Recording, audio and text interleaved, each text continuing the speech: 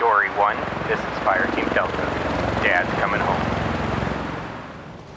Welcome to the Military Veteran Dad Podcast, where it is our mission to bring every dad home. I am your host, Ben Cloy. I'm a United States Marine veteran, husband, and a father. We will bring authentic conversations to inspire action in your life so we can close the gap between the dad you are today and the dad you want to be tomorrow. This is the Military Veteran Dad Podcast. Welcome back to Military Veteran Dad, episode 57. Today in the podcast, we are flipping the script and we are interviewing a military spouse. Amanda Huffman is someone that I've met at a conference back, I think, about 2 years ago, and we kind of become friends ever since. And I've invited her to come on the podcast to tell her story of being a military spouse, because I've always enjoyed hearing other women talk about what life is like being married to a husband. And in this case, it's a military wife talking about what life is like being in the military. And she's also a veteran, so she has it a little bit on both sides. And she transitioned out from the Air Force to be a stay-at-home mom. And she just brings a lot of perspective and what it's like, but then also kind of maybe breaking it down that it's not as complicated as men want to think it is, and that there's only a few things that they really desire. And there's a few things we talk about. We talk about what it's like when your wife, for your wife, when you come home, life as a stay-at-home mom. She talks about how communication is the key and what would have really helped at TAPS class on the way out of the Air Force. And she turns it around and I ask her a question, what she wants to ask me. And I dive into what I enjoy most about doing this podcast. And it finally wrapped up of how building an empathy bridge of connecting with each other and really discovering what each other's life was like while you were gone is one of the keys to be able to move forward together once you have some gap in time. So if you have any questions, being a active duty military dad, of what life is like for your spouse being home, this episode is right up your alley, and I'm sure there's some nuggets in here that you are going to enjoy. Before we get started, I just want to remind you that on Fridays now we are dropping solo episodes, and those episodes are either things that are on my heart.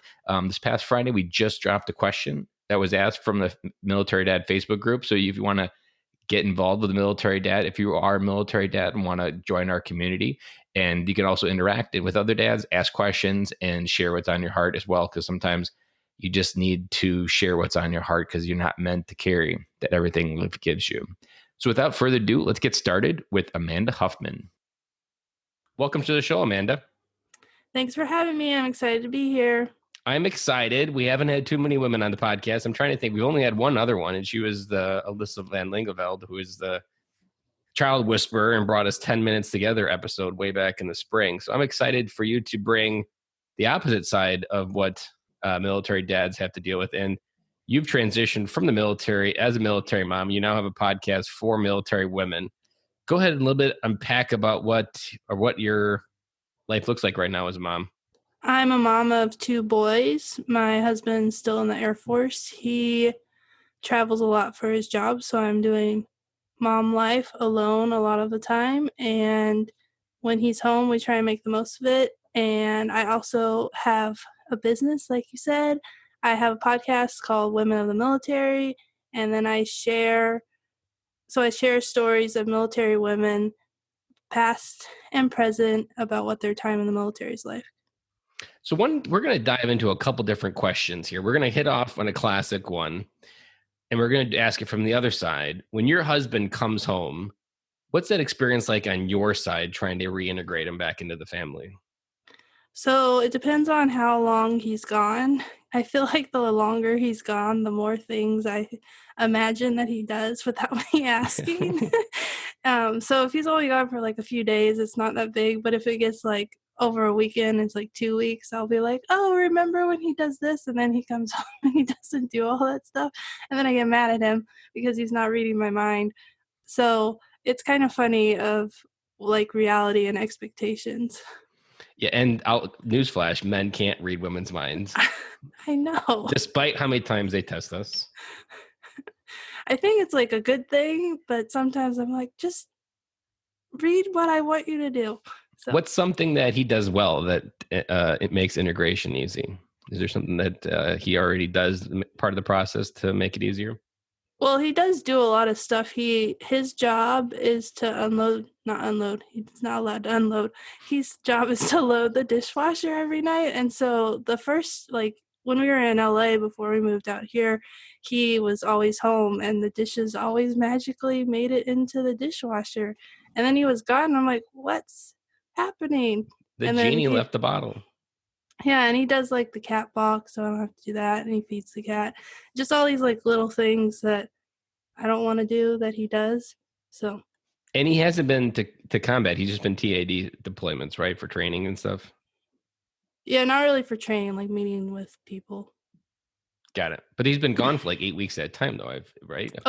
He's done that. Yeah, that was for training.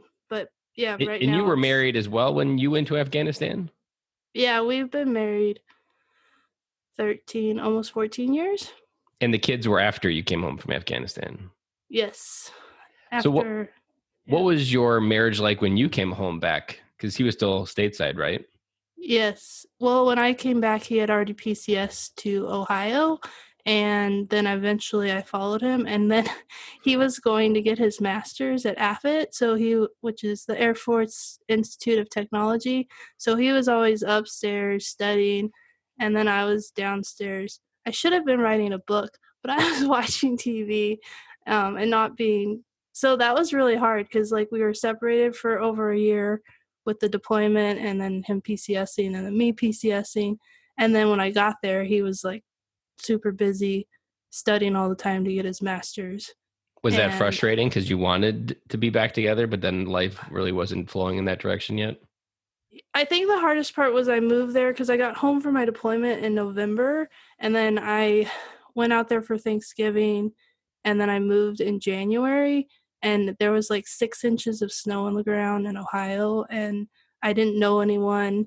Luckily, I was still in the Air Force, so I had a job, so that kept me busy, and that was how I met people, but it was like the loneliest winter. It was pretty depressing. So I think you maybe foreshadowed this question, but I really enjoyed asking this question. If you could go back and put a sticky note on the table for Amanda Huffman to read to help reintegrate back to her marriage, what would that be?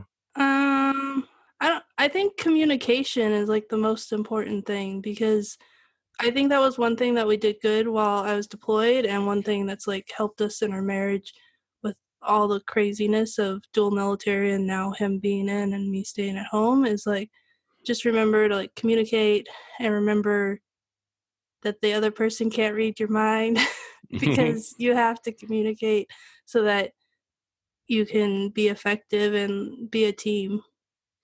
I like that. You probably should write that in a sticky note. He can't read my mind. Use words. Probably should. I've gotten better at it.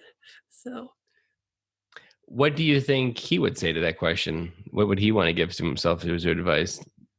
Any idea? I guess maybe I think he likes to have fun when he's around me. So like he's an engineer. I mean, I was an engineer, so we're both engineers, so it's kind of hard for us to like not go down the straight and narrow, but yeah, just to have more fun and to like go with the flow and let go of the structure. Yeah. So, and it's really hard because the Air Force gives you structure and to turn that off. Well, I'm like super unorganized and I think that drives him nuts. So is your office door closed because it looks like there's stuff all unorganized on the floor in the background? Yeah, that's my office. Yeah. You can't even see the desk where all the papers are.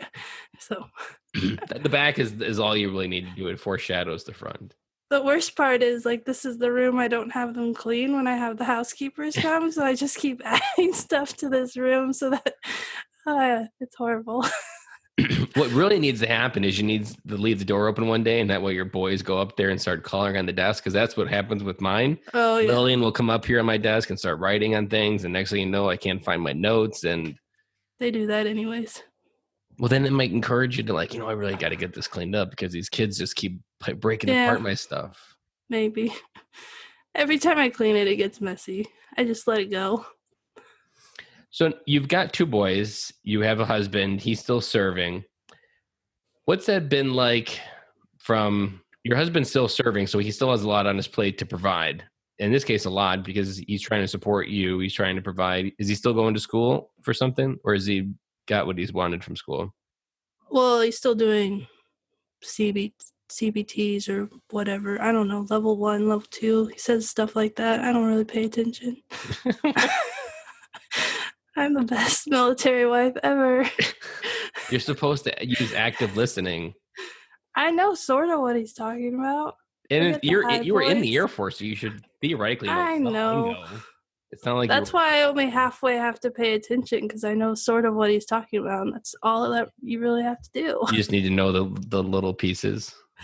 Yeah, yesterday he's like, remember General whatever his name is? And I was like, I don't, General so-and-so, that works. I know that there's a general where you work. So, yeah, it was kind of funny. So in your transition story, you transitioned out but kind of lost yourself a little bit. Go ahead and explain a little bit about that. So I left the Air Force when my oldest son was about 4 months old, and I thought that I was giving up the hard life to have the easy life, and it was not easy. It was really hard to be a mom. It was really hard to not have the military, like the purpose. I did 4 years of ROTC and then 6 years of active duty. So essentially like 10 years of my life were dedicated to the military, and I had always seen myself serving for 20 years. So to give that up was really hard. And just to not have, I knew about a year after we moved, my husband was going to have to move. So then I decided it didn't make sense to go and find a job and have to move. And so it was just really a hard transition to leave the military, leave my career, and become a mom. And apparently babies don't follow orders. So my son was despite really good. No matter how many times you try to make him like, I'm going to make him build some sandbags. So it was really hard. And my husband also left, like, I was in the process of transitioning. So I think I had like 1 more month on active duty, and he left for 8 weeks to go to Alabama for training. And that was really hard, being alone with a 2-3 month old who went from sleeping to not sleeping the day his dad left. And then I thought I was losing my mind, and it was really hard. I remember you telling that story in one of your podcast episodes a few while back there. I think there's some wisdom that you could share during that transition, because I think whether a spouse comes from the military or comes from a role or just is that mom that stays home, what's a message you want other military dads to hear about maybe what you needed to have during that time, or what other military dads could do to help their spouse through that transition? There any transition, because there's so many different phases of spouse, what they go through from mom to wanting to be a stay-at-home mom or then going back to the workforce. I think that they need to be good listeners. I know that men are really good at like solving problems, and so sometimes, especially like if I'm crying and like telling my husband what something is wrong, then he wants to like fix it, and I'm like, no, don't fix it.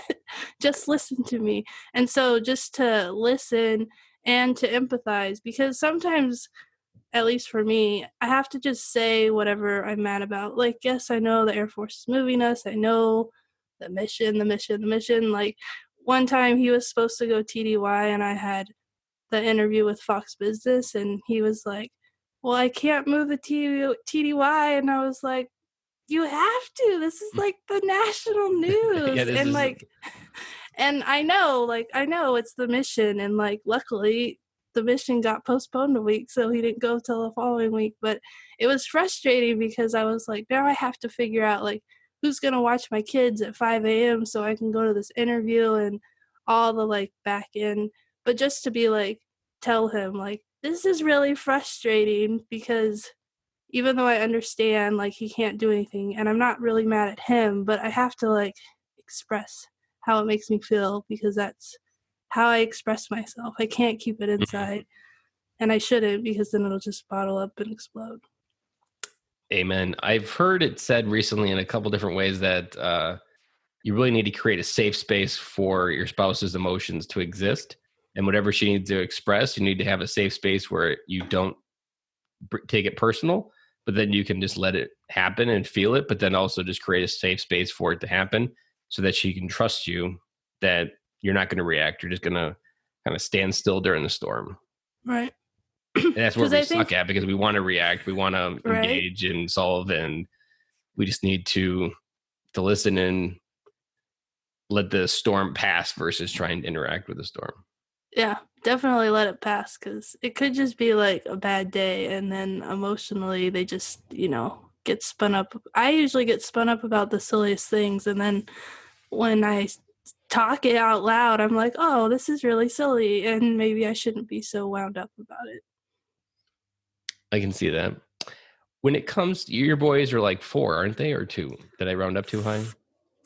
I have 2, a 6-year-old, and then my 3-year-old is now 4. So Close, half close. I'd give myself 50%.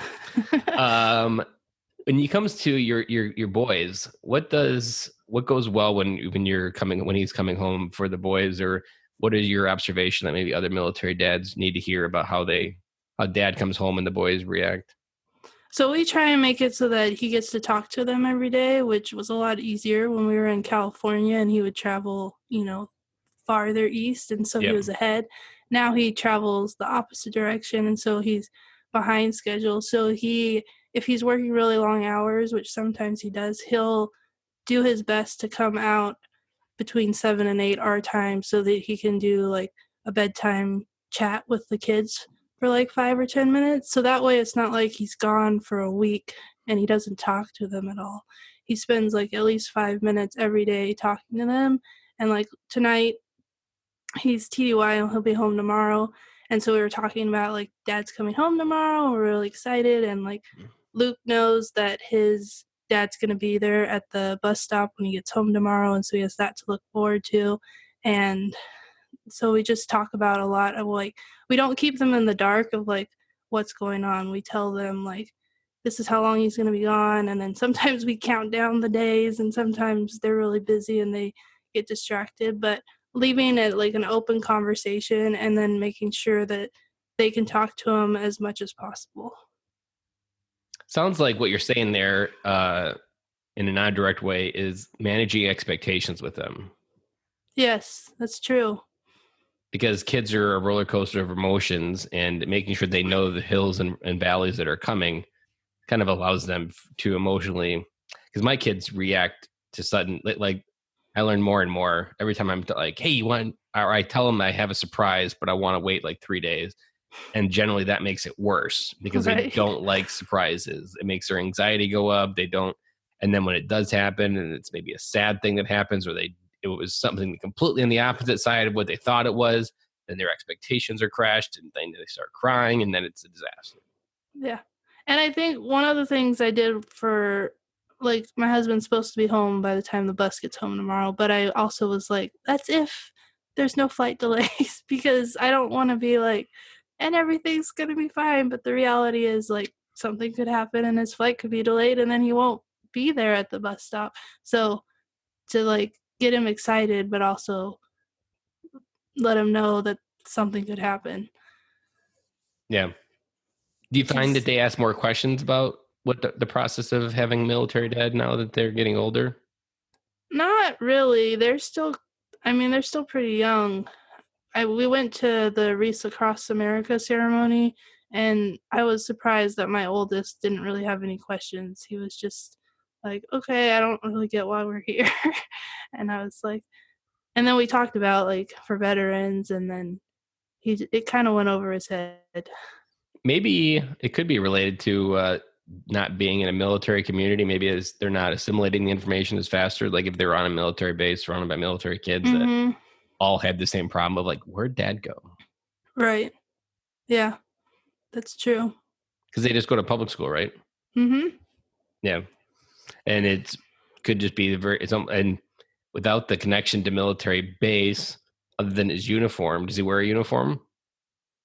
No. Yes. So you're really, man, you guys got it easy.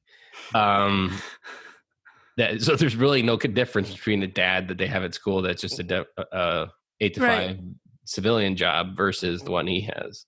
Yep. So it's kind of like a magic trick almost. You have a military family, but yet you have the setup to make it kind of seem like everything's normal. The dad Yeah. travels a lot for work, but doesn't really actually have the connection to the military. Yeah, it's kind of a weird place to be.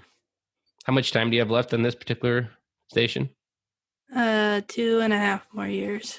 Nice. That's pretty good sense of normalcy. And then you'll get stationed some very military-esque, and then they'll get slapped in the face like, what just happened? Yep. What happened to Dad? You feel Unless like we it go back transformed to overnight. LA. Unless we go back to LA and it's kind of like the same thing. I heard on one guest that like they give you a year of planning notice for where they're going to send you, right? Do you see that same thing in the Air Force? Like families get to know a year in advance where they're going to go to help make the transition easier? The longest we had was we found out in November and we moved in July. So, and usually we find out in like March and we leave in the summer. Like we know that we're moving, but I've You don't never always know had. where. Yeah. That was Tom Hart that said that the Air Force is more family oriented, make sure that they have a good transition from one place to the next. Maybe it's different. Maybe the size of the military base determines how much they resources have to make sure everything. It's probably a career field base because like the way Air Force does it, each career field has a different assignments team, and based on like your assignment team is like when you find out when you're going to go and all the moving pieces like that. And there's differences between command and special jobs and all this. There's too many factors. We've always got where we put as our number one, so I guess that's a good thing. What's your number one for next time? Colorado Springs. Colorado, that's not the worst place to be. I'm sure the BAH is probably pretty nice as well. Because Denver is like an explosion of real estate area. That would be a cool place to be. Just a lot of adventures and and the kids will be. You would never be bored because you could always do a day trip somewhere. Yeah. Got to deal with winters and the hailstorms out there, but right. It is Colorado. I don't know. Maybe unpack a little bit about how did you decide for you to stay home versus your husband? So people ask me this question a lot, and we didn't really ever have the who should stay in. Partly because I'm a woman, but also because I was an Air Force civil engineer, and if you know anything about Air Force civil engineers, they deploy a lot. And not like they deploy a lot. We were on 1-to-1 for part of the time that I was at base level, and then it was, which is 6 months home, 6 months gone. And then when I was at the headquarters, it was 4-to-1 or 1-to-4, whatever. 6 months and then 3 months. And you couldn't have lat moved to a different MOS? No, because civil engineers are in such high demand. One thing I wish I would have done is done the same job that my husband was, because I had my engineering degree, so I could have done developmental engineering, but I was like, I'm a civil engineer, I'm going to do civil engineering. And people told me like how cool it was, and like civil engineering job is pretty cool. They get to do like humanitarian work. They get to, I don't know, deploy and do crazy missions with the Army and maintain the base. And I mean, my job was really neat, but it takes a lot of sacrifice, and I didn't want to miss. And when I left the Air Force, that was when 6 months after my son was born, I would have to be ready to deploy, and I was like, I can't leave behind a 6-month-old. Did you ever worry that you were going to be afraid to leave? Like I think there's some people that get to the point they almost do 20 because they are afraid to find out what's on the other side. I probably should have been afraid to leave, but I was like so oblivious of like what was coming. That it was just going to be rainbows and unicorns on the other side? Yes, pretty much. You know, like how hard is it to be a military spouse? It's really hard. That life is going to be like the Mil Spouse magazine right on the front where everybody's got smiles and the kids are smiling and everybody's dressed perfect. And yes. Yeah. I was unaware of what was coming. So I think it's easy to like not see. It's always easier to be like, oh, the grass is so green over there, but you don't see like all the other stuff behind the scenes. I like that. Wait, though, that you frame that as you want to transition, but at the same time, you have to be more aware of what's really going to happen and have a plan. Yeah, I think the emotional aspect of leaving the military is something that I blame that it's like a male-dominated organization that they don't talk about the emotions. And I don't know, well, I've talked to guys to know that they struggle too, but like for me as a woman, I was like, why didn't anyone tell me this? Like, why wasn't there a heads up? Like, hey, your life's about to like change dramatically, and like it's not just finding another job, because the military is more than that. They like break you down and then build you back up so you're not the same person. And I think if TAP class spent more time focusing on your emotions, that would really help.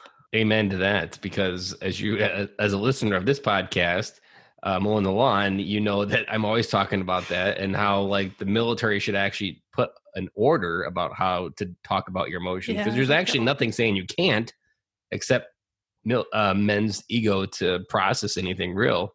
Right. And it just creates these moments where people get lost in the emotions of what they're not feeling, and you have men who don't process it and women who need a space to process it but aren't even told to make sure they're processing it, and then you get on the other side and you're overwhelmed by it. I think the other problem is the people who are making like the TAP class or the TAP decisions are like the people who've stayed in for 20 years, or the people who are like generals and then they become generals afterwards, essentially, you know, like they don't transition the same way. So it's like they have a TAP program for everyone. Doesn't matter. I guess generals have a special one, but like it doesn't matter if you served like a year and like got medically disqualified, or if you served 20 years, or if you served somewhere in between. And like I feel like you have to have like a different emotional reaction to leaving the military based on when you leave and what your circumstances are around it. And so that's where I think it's like they try and lump everyone in. And like my TAP class was get a job, get a job, get a job. And I Get was a like, job, why? get an interview. Here's how to write a resume. And they didn't even like the VA piece. They spent like 20 minutes on that. And like they should have explained how the VA works and like why you should register with the VA. And they didn't do any of that. I at least had that the advice. I think it was actually a VA guy that came in, and he was like, the first thing you need to do in the first 6 months is you just need to go to the VA, process everything that you are, and get it documented once. Right. Because then there's a fraction of time from the military and in the VA system that says this is what you look like physically, all the scars, any injuries. And I went through that process and ended up getting rated 10% disabled just by going through it. So, and I wouldn't have said that I had any issues, but going through the process, it just happened. And that's not something that everybody knows about. Like, just go to get documented. Right. It's not like there's not an award you're going to get 20 years from now when your back's shot and you can't lift anything because, man, I was really tough and I didn't go to the VA for the first 20 years. Like, there's no award ceremony that they have in Washington, D.C. for people like that. And if you don't go within the first 5 years of getting out active duty, it's really hard to get back in to the system. So. Yeah, because everything is hearsay at that point. Yeah. Especially if you were too tough to go to the military when you were in the military to get whatever happened documented. Well, then it's all conjecture, and then right. And then you can get frustrated at the VA, but really you have nobody to blame but yourself. So I'm going to put you on the spot since you've listened to the podcast. Is there any questions you want to ask me? Oh, that's good. I do listen while I mow the lawn. I have to find a new activity now that it's not growing anymore. Yeah, winter's come. I think what has been like the most rewarding part of doing the podcast? I would say the most rewarding part of the podcast is depends kind of the dad that I'm interviewing. Sometimes it's an everyday dad. Sometimes it's a dad that maybe has already kind of created a voice for himself or maybe has a platform. But I think a lot of the best thing that happens is when I talk to an everyday dad. Sometimes I almost feel like the conversation is therapy between each of us, because sometimes I'll say something and I'll gift them permission to process a feeling that they haven't felt. Like I've seen it multiple times in the podcast where someone will mention that they lost someone, and I can feel the emotion on the other side. Like they're hesitating. Maybe I can even see them getting welled up, and I'll maybe go in and talk about how he died so you could go home and be the best dad. Like that gift is something that I've really enjoyed giving, and just kind of exploring that process of connecting with more and more dads. Like you talk to one dad and that dad connects you with more, and that dad connects you with another, and how that ripple effect can happen. And the amount of, if you chain back those people, it all happened because you started talking to one person. Like to me, that's the best tap lesson that they should be teaching you is ripple effect of talking to people. Yeah, I agree. They don't tell you to talk to people. They just tell you to submit your resume and hope for the system to love you. Right. Which they don't. Well, and I don't think they focus enough on like serving, because part of what you're talking about is like serving one person who serves another person and like how that, and I feel like that's something that's like either you're born with or the military instills in us, and it like causes us to just have this desire to like want to give back and especially help like brothers and sisters that we served with. And so I think there needs to be more focus on like how can you do this, like not just a job, but like how can you do this, because I think a lot of people just get a job to get paid and not figure out what think they more want. of it. And then we naturally were doing something when we served that was more, but we don't actually think about it consciously. We just do it as a job, but the byproduct automatically happens is we're serving our country, doing something noble. We don't have to think about it. But on the other side, you consciously have to volunteer your time. You have to consciously make space for that. And I think that's why Team Rubicon is such a popular organization for veterans, because it allows people to give back. It allows them to come into the time and be the Superman, kind of step back into that uniform to put Superman back on and be someone that can actually lift others up. Mm-hmm, for sure. And I think that's another thing I've enjoyed about the podcast is finding others that maybe have become lost within the system, or not necessarily lost in the system, but lost on their way within their family, and kind of helping lift them up. Like that was something when I was in the Marine Corps, I had the chance to be platoon sergeant. And my favorite thing to do was to take Marines that others had given up on and to get them to recognize that there was more inside that they could see themselves. That's awesome. And I think that's kind of like the therapy or the muscle that I keep stretching when I interview is helping others see something that they can't see themselves. Yeah. And I think that's what you have. It's the same thing with the women in the military. Like you gift the gift of having the woman tell her story. And when she tells her story, she realizes the power that can come from that versus keeping it inside. Yep, exactly. And you going first opens that window for others to go second. Like that's another thing I like about the podcast. I tell my story, someone else goes second and they tell theirs. And next thing you have two vulnerable moments that hopefully makes a dad realize that he's not alone and takes those first few steps to come home. Yeah. And I mean, I'm a woman and I really enjoy the podcast because I get a lot out of it. And I think for a long time, one of the reasons I was so lost is because I felt like I couldn't connect with male veterans or even just veterans in general. And like hearing your podcast and relating to the stories that the guys are sharing is kind of like healing in a way and a reminder that I'm not as far away as I thought I was. Do you have any mom podcasts that you listen to that are in general to sharpen your skills as a mom? To recommend for other dads to recommend to their wives? I only listen to your podcast. No way. I don't listen to podcasts. What? I am the only one in your podcast player? Well, I have other ones that are there, but I don't you listen subscribe to them. But you've never... Well, I listen to them every once in a while. Well, the newest one I like is called The Spouse Angle, and she's a military child, and she has a background in journalism, and she's been doing some like crazy cool topics that I've been either reading the show notes or listening to most of her episodes. I like them a lot.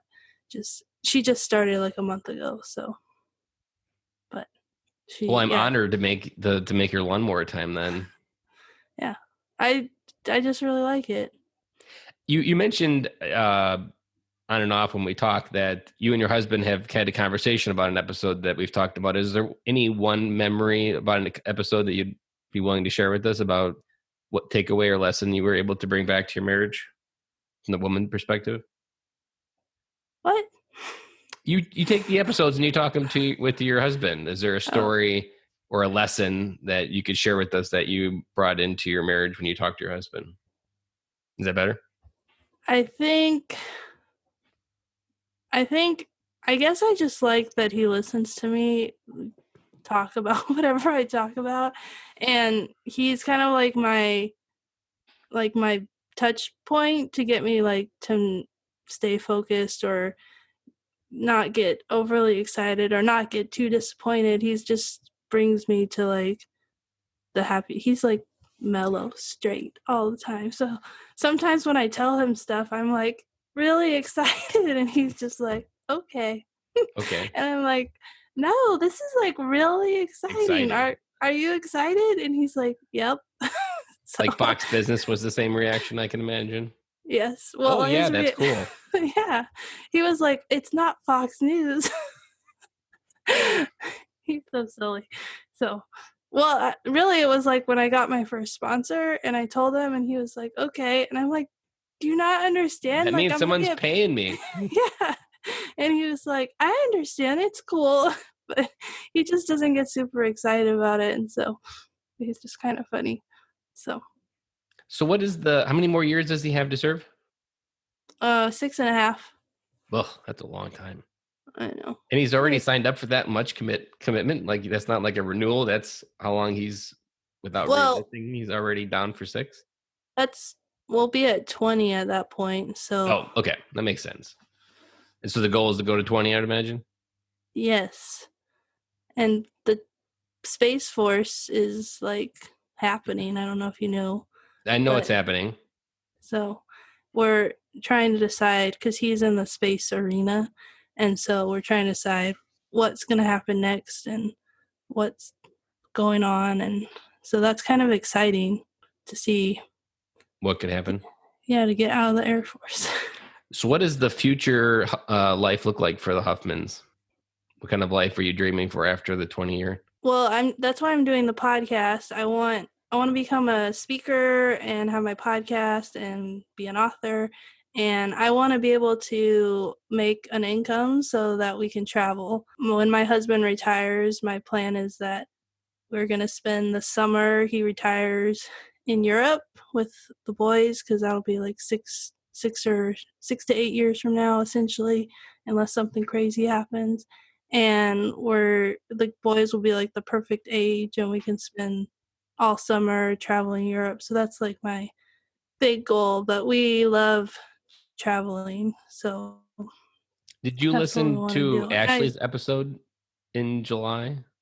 I wasn't listening yet, and You then should go. I'm having a brain fart. I spent the last 30 seconds trying to remember her last name, but it's Ashley. So there's only like, I isn't it guess I have, Ashley Bug?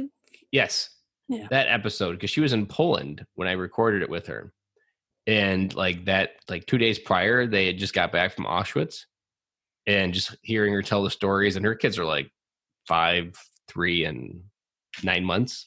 Yeah. Like extremely young, and how like Auschwitz affected her and how it affected the kids, because like they visited Anne Frank's house in Amsterdam, and the girl was even connecting that Anne Frank and that her dad was here, and like really just kind of connecting it. And I think you'd really like it because she's on the adventure side of it all, because her husband was he lived life without a bucket list, and so that's how she's remembering her husband after he passed, of making sure that she lives life without a bucket list. And I think one of the coolest things that she was doing is that anytime the kids miss dad, they have a blueprint for how to live the life to feel close to him. Like, I think that was so cool. Like, Yeah. that you can really miss dad, and the only thing you got to do to feel connected to him was do something adventurous, because that's what he really did. Yeah, I like that. And that's kind of like when my husband's gone, we just do stuff. Like, it doesn't matter if he's gone, I'll still drive into DC. I'm crazy. I'll just do whatever. And like, I try not to let the fact that he's not here stop us from doing whatever we have going on.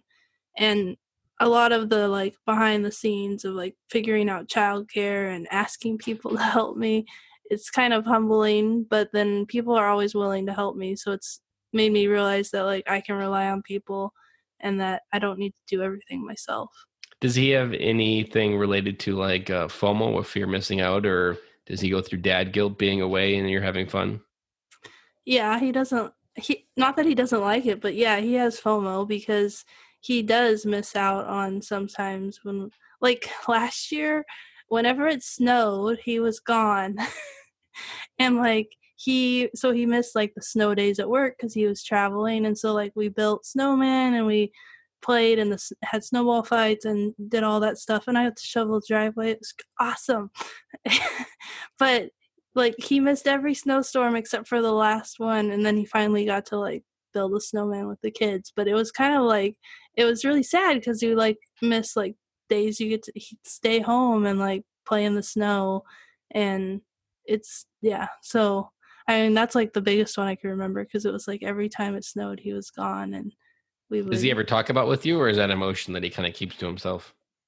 he doesn't really talk about it except when I'm really upset and saying like how hard my life is, and then he'll be like, remember, I have to miss out on these things. So Mhm.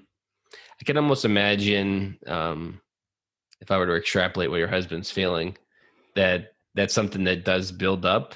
And I think it happens for every dad that works while the mom stays home. It happens for me even in the summer when I'm working and my wife's home from teaching in the summer, that you don't realize it when you're trading it, but after you look back, you're like, I traded a lot for something that really didn't matter. So like even the next 6 years, like, yeah, you get paid, you create stability, but that's a big check of memories that you're writing. mhm. And whether you consciously know or not, or most dads don't often know about it, but that's something that I've really dived into the podcast a couple times, of that those are credit cards that you're borrowing from, and the interest is due the moment you come home, and you need to make sure you're almost doubling down on those memories, because eventually that credit card does come back, and it'll hit you hard, especially if maybe you're not talking about it, or if he's not processing it. That's a real thing that men and dads carry on their heart but often aren't talking about, because it's noble, it's what society says men should do, but there's a lot more than just providing. And I think the more you get connected to a life of freedom, the more you realize that maybe you don't like not having that freedom to choose where your time goes, especially in the military, because you're kind of like forced to keep walking on this path Right. whether you really want to or not. It's There true. was one episode, Dan Evans, he essentially left at 13 years because he realized if he stayed to 20 he wasn't going to have a family, because he was in the recruiting command, and the Marine Corps recruiting command was a disaster of organization. And that's what I find multiple times. I've heard multiple recruiters say that they just, organization wise, your family is, it's almost worse than going to Afghanistan, because you're present at home nearby, but you Right. can't be there because you're driving paperwork, filling out paperwork, whatever it may be. And that was going to break his family, and he had to pull the plug. Yeah, I think the good thing about his job is even though he travels a lot, when he's home, he doesn't have to work as many hours as he was working in LA. So it's like a give and take, because he's Mhm. gone, but then he's home at like 5 o'clock every day. And so it's nice that, and he doesn't like do sports or anything. So we spend weekends all together as a family and not watching football or whatever. So that helps too. Something maybe to think about, of how you could 2 times or 2x the memory that you made while he was gone when he gets back in a different memory form, but like almost make it look like this was the easy memory, but we're going to do a grand memory or something like those, maybe something, craft those moments that way he can feel that he gets them when he gets back. But maybe he is tired or exhausted from traveling, and he doesn't have the mindset to craft a great experience or adventure. Yeah. Well, like when it finally did snow and he was home, I stayed inside and they built the snowman. So it wasn't Well, that's like, good. At least the universe corrected itself, and he eventually did yeah, get to build the snowman. yeah. It's a big deal if you're from California, because I had to like Google, how do you build a snowman? Yeah, it's chemistry. It's, you got to have the right amount of moisture. You got to have the right Yes. temperature. I haven't done it or verified it, but you can actually Google, or not Google, but Amazon sells kits for snowmen, Oh, really? like the coal eyes and the hat and all that stuff. We just make up stuff. That's what we do. And then I seen one dad do it on the internet. I was like, man, there really is everything on Amazon. So, yeah. So as we wrap up this interview, I got one parting question for you. Okay. What is one piece of advice you want other military dads to hear from a military spouse? I think, well, I guess my first thing is don't ever remind them that you work, because when my husband does that, it drives me nuts. But it's really hard to be a military spouse, and it's really hard to not know what's going on. And I know that sometimes you can't say stuff, but as a veteran, I know a lot of the lingo and a lot of what's going on. But for a lot of my military spouse friends who are not veterans, they come to me and ask questions. What does this mean? And like, what are they talking about? And I think trying to explain things to your wife and letting her vent and have emotions is really important, because even if they don't want to move to wherever they're going, they shouldn't have to be like, if they don't want to move where you're going, they should be able to say that and not feel guilty. I think the military tries to make you feel like you have to have a smile on your face, and like you said, the magazine where everyone's but like sometimes you move to the middle of nowhere and the schools aren't good, and like there's a lot of things to be upset about. And if you're not upset about it and you just pretend like everything's fine, it's a disaster for both you and your family. Yeah, because then it just kind of creates a friction of emotions, and sometimes you just need to be sad. And I often say you just need to sit in it for a little bit. Yeah, and it's okay to be sad. And like most military spouses, they just want to be sad and they want to like be heard in that emotion of like, I don't want this. But then they're amazing. Like military spouses do so much. They bend over backwards to make it so that the military can work and that their family can work, and all the sacrifices they make if they're trying to have a career. And I don't think people give them enough credit of what they have to do to. And you're in the silent hero category where you don't get a lot of spotlight unless you're somehow connected to the military spouse community. Most people really don't even think about it much. Right. And so, like, I can imagine to feel insignificant as a military spouse is a real emotion that a lot of women face. I mean, the word that the military describes us is dependent, and like you have to have your spouse to do anything. You have to have your spouse to get your ID card renewed. If you're on base and you want like repairs to be done, you have to have your spouse do it. If you want anything done, you have to, and it's just kind of backwards because none of the world operates that way. Mm-hmm. In the rest of the world, you're like a real person and you can do stuff, and it's just kind of backwards how they treat people. Like you have to have your, and they don't even, you're like, your husband has to be here, and it's like, but he's deployed, and they're like, we don't care, and it's like, you're the ones who sent him there. So yeah, it's really hard. That they don't realize the oxymorons of their own existence. Yes. There's been a term that I've been coining on the podcast called an empathy bridge. And I think that's what you're kind of talking about, is just allowing yourself to feel what the other person's feeling and truly understand that person's viewpoint, because then you allow this bridge to form where you both can meet in the same spot and can travel great distances of time if it's been a long time apart. And I think on the other side, when dads come home, I've talked a lot about one of the best questions you can ask to your kids and to your wife is just figure out what life was like while you were gone. Like, let your wife complain that 15 times she had to go somewhere and argue with the same person and convince them and show proof that you were gone, and just letting that be heard, because there's time still happens even though you're just kind of jumping back into it. And I think that step of meeting the other person and hearing where they were at allows you to kind of go forward together versus like trying to change speeds constantly to figure out how to match it together without actually talking about it. And I think spouses want to know what you're doing, so it's important that you do that too. Like you tell them like what you're doing, because my husband, whatever job he's doing is really exciting and neat, and like that's why we moved to Virginia. But I don't like Virginia, but I'm excited for him for what he gets to do. And when he's getting put up for awards or he's doing different things, I know about it, and then I can be like, oh, I saw this volunteer opportunity, oh, we can do this as a family. So he keeps me in the loop about what's going on with his career and like what the next progression is, and when he's up for promotion and when he's up for awards. And I think the fact that I'm included in that makes it so that I can understand like, oh, he's working longer hours because he has to get this done, or he needs to go to this volunteer event, but can we make it so it's a family event and he's not gone more? And just being part of what's going on and being able to be included. What you're also dancing around there to wrap this up is common language. I've explored it a little bit with my daughter. Like how many times, my daughter's 7, and we've been going through like vocabulary words of just like we assume that she knows what trust and responsibility mean, but they're 7. So like, what environment have they been in to learn trust and responsibility as we've known it? And we've been talking about these shared definitions, and it's been almost game changing. Like when you create shared language to talk about, like, then you both have an equal understanding and there's no assumptions left. Like you can tell your daughter that she's irresponsible, but if she doesn't actually know what the F that means, it's useless. Right.